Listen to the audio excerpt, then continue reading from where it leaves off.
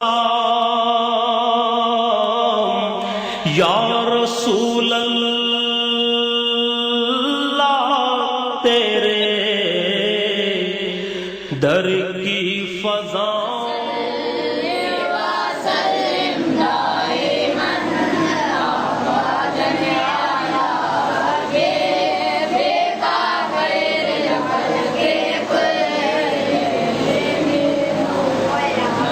اللہ کا مہینہ ہے اور اس ماہ مکرم میں ہر انسان کی اعمال نامہ جو ہے اللہ کی بارگاہ میں پیش کیا جاتا ہے۔ تو کل جو رات آنے والی ہے شب برات، اس کے فضائل اور اس کی عبادت کا ثواب آپ کو بتایا جا رہا ہے۔ ہاں بھائی، وہ کیا ہے بتائیں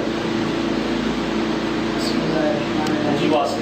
حضور اکرم صلی اللہ تعالی علیہ وسلم نے فرمایا، جو شخص شعبان کی پہلی تاریخ کو 12 رکعت نماز نفل پڑھے، ہر رکعت میں سورہ فاتحہ کے بعد سورہ اخلاص 5 مرتبہ پڑھے، تو اللہ تبارک و تعالیٰ اس کو 12,000 شہیدوں کا ثواب عطا فرمائے۔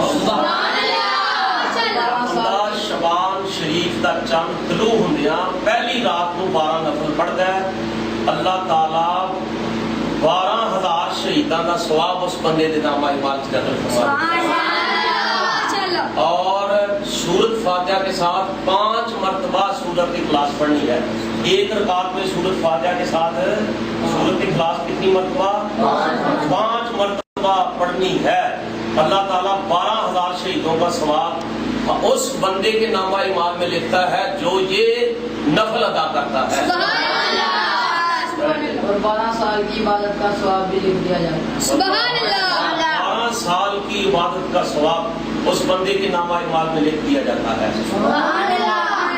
اور وہ گناہوں سے ایسا پاک ہو جاتا ہے گویا وہ ابھی ماں کے پیٹ سے۔ اللہ ہے وہ جو 12 رکعت نفل پڑھتا ہے شعبان شریف میں، ایسے پاک گناہوں سے ہو جاتا ہے جیسے ابھی اس کی ماں نے اس کو جنم دیا ہے۔ اللہ اکبر، چلے گئے۔ اور 80 دن تک اس کے گناہ نہیں لکھے جاتے، اور 80 دن تک اس کے نامہ اعمال میں گناہ نہیں لکھا جاتا۔